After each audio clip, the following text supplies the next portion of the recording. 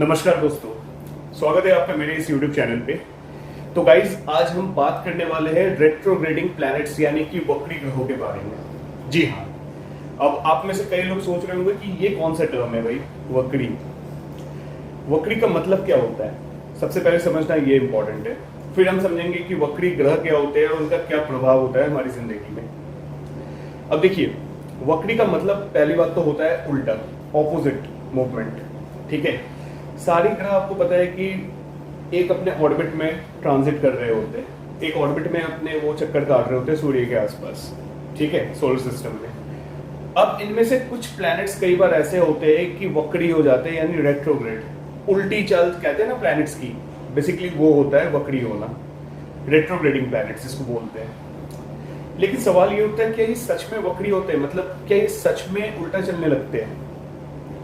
तो देखिए, जवाब तो मैं आपको ये बताऊंगा कि वक्री होने का मतलब ये नहीं है कि बिल्कुल उल्टा चलना। वो हमें पृथ्वी से यहाँ पे रहते हुए पता चलता है, ऐसा प्रतीत होता है, मतलब काइंड ऑफ इल्यूजन कह सकते हो आप, कि ऐसा लगता है कि ग्रह उल्टा चल रहे हैं, लेकिन एक्चुअली में वो उल्टा नहीं चलते।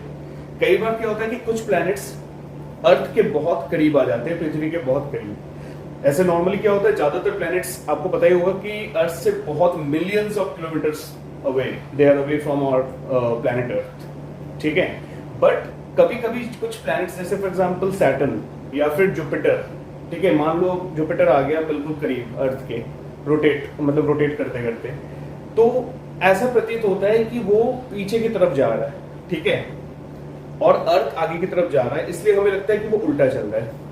अब मैं इस चीज को और अच्छे से समझाता हूं। मान लीजिए फॉर एग्जांपल आप अपने कार में ट्रैवल कर रहे हो, ठीक है, और बगल से एक बस जा रही है। उस बस को आपने क्या किया कि ओवरटेक कर लिया। पहले आपको एक ही डायरेक्शन में जा रहे थे, अब भी आप एक ही डायरेक्शन में जा रहे हो, लेकिन आपने उस बस को ओवरटेक कर लिया।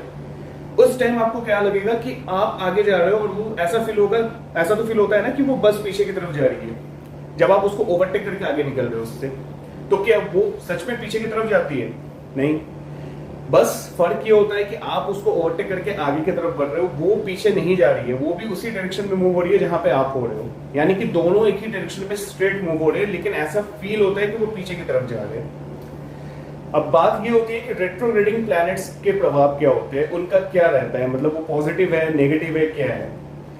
एक्चुअली अगर ज्योतिष में बात की जाए तो बहुत ज्योतिषियों का मानना है कि कुछ कहते हैं कि मतलब रेट्रोग्रेडिंग प्लैनेट्स नेगेटिव फल देने वाले होते हैं, कुछ कहते हैं कि पॉजिटिव देने वाले होते हैं, कुछ कहते हैं कि कोई रिजल्ट इसका नहीं होता। मतलब बहुत लोगों का मतलब बहुत सारी मतलब अपनी अपनी एनालिसिस है, उसके बेसिस पे एक तरीके से समझ लो कि मतभेद होता है इस पर्टिकुलर टॉपिक को लेके। तभी मैंने सोचा है कि आज इस टॉपिक पे एक वीडियो बना के मैं आपको ये एक्चुअली में बताऊं कि होता क्या है। अब देखिए, रेट्रोग्रेडिंग प्लैनेट्स का एक्चुअल जो पावर होता है ना, अभी तक आप समझ गए होंगे कि रेट्रोग्रेडिंग का मतलब क्या होता है। ठीक है, ग्रह वक्री होते हैं, लेकिन इसका मतलब ये नहीं कि वो उल्टा चलने लगते हैं। रेट्रोग्रेडिंग का मतलब होता है कि किसी भी ग्रह, फॉर एग्जांपल शनि, अगर वो वक्री हो रहे हैं, ठीक है, यानी मतलब ट्रांजिट में एक होता है कि वक्री का उल्टा होता है मार्गी, ठीक है, जब वो सीधा चल रहे होते हैं। लेकिन जब कोई प्लैनेट रेट्रोग्रेड हो जा रहा है, इसका मतलब उस प्लैनेट की जो पावर है ना, उसमें 3 गुना इजाफा हो जा रहा है। 3 टाइम्स उसका पावरफुल, मतलब वो प्लैनेट आपका 3 टाइम्स पावरफुल बन जा रहा है। उसके जो प्रभाव होने चाहिए उससे 3 गुना ज्यादा प्रभाव वो मतलब छोड़ेगा उस टाइम पे, जब भी वो प्लैनेट रेट्रोग्रेड होगा ट्रांजिट में, यानी गोचर के टाइम पे भी। कुंडली में अगर पहले से ही रेट्रोग्रेड है, ठीक है, फॉर एग्जांपल अगर मान लो मेरी कुंडली है और मेरी कुंडली में जुपिटर रेट्रोग्रेड है फॉर एग्जांपल, तो जब भी जुपिटर ट्रांजिट में भी रेट्रोग्रेड होगा, या फिर अगर जुपिटर की दशा आ गई, तो वो रेट्रोग्रेडिंग जुपिटर की जो मतलब बेसिकली जो होता है ना, मतलब प्रभाव, वो सबसे ज्यादा रहेगा। अब उसका प्रभाव अच्छा रहेगा या खराब, डिपेंड ये करता है कि मेरी कुंडली में जुपिटर की पोजीशन कैसी है, वो अच्छा है या खराब है, या आपकी कुंडली में जुपिटर की पोजीशन कैसी है। अब मान लो कोई भी कर्क लगन है, या फिर मान लो वृश्चिक लगन हो, या धनु लगन हो, या सिंह लगन, कोई भी लगन हो, ठीक है। अगर मान लो फॉर एग्जांपल शुक्र रेट्रोग्रेड हो जाता है, वीनस, तो क्या वीनस खराब रिजल्ट देने लगेगा? ये बिल्कुल ऐसा नहीं है। कोई प्लैनेट अगर रेट्रोग्रेड हो रहा है, मतलब वो 3 गुना ज्यादा पावरफुल हो जा रहा है, बहुत ज्यादा स्ट्रांग हो जा रहा है, लेकिन उसके जो रिजल्ट्स होते हैं ना, थोड़े डिले हो जाते हैं। ठीक है, चीजें थोड़ी डिले हो जाती है, एकदम से जल्दी आप एक्सपेक्ट नहीं कर सकते उस चीज को कि हो जाए। अब मान लीजिए कि किसी की कुंडली में शुक्र वक्री हो गए, ठीक है, लेकिन शुक्र नीच के है या फिर बहुत अच्छी पोजीशन में नहीं है, ठीक है, 6th 8th या 12th हाउस में बैठे, 12th हाउस में तो शुक्र अच्छे होते हैं, हालांकि 6th और 8th हाउस में बैठे हुए, तो क्या वो अच्छे रिजल्ट्स दे पाएंगे रेट्रोग्रेड होने के बाद? नहीं, वो और भी ज्यादा खराब करेंगे, ठीक है। अब मान लो किसी की कुंडली में शनिदेव वक्री होके बैठे हुए लेकिन उच्च के है, तो क्या वो उच्च के होके मतलब वक्री हो जाते हो तो क्या नीच का फल देने लगेंगे?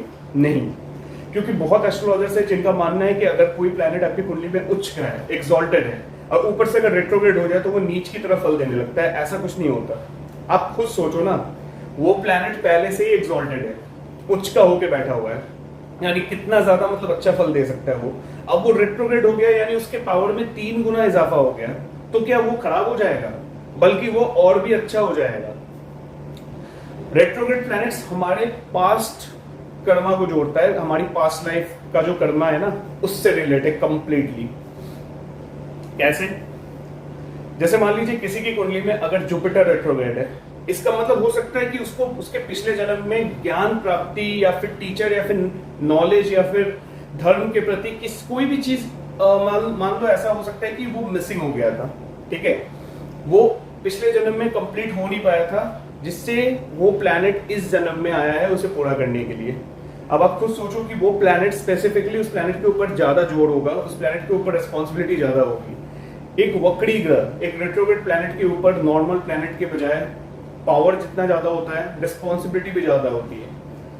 अब अगर किसी की कुंडली में शुक्र वक्री है, इसका मतलब ये है कि हो सकता है उसकी पिछली लाइफ में स्पाउस से रिलेटेड या मैरिटल लाइफ या फिर किसी लेडीज से रिलेटेड कोई काम रह गया हो सकता है कि शादी पूरी तरह हो नहीं पाई हो, या फिर मतलब मैरिटल लाइफ ठीक नहीं रही हो, ठीक है, कुछ अधूरा रह गया हो।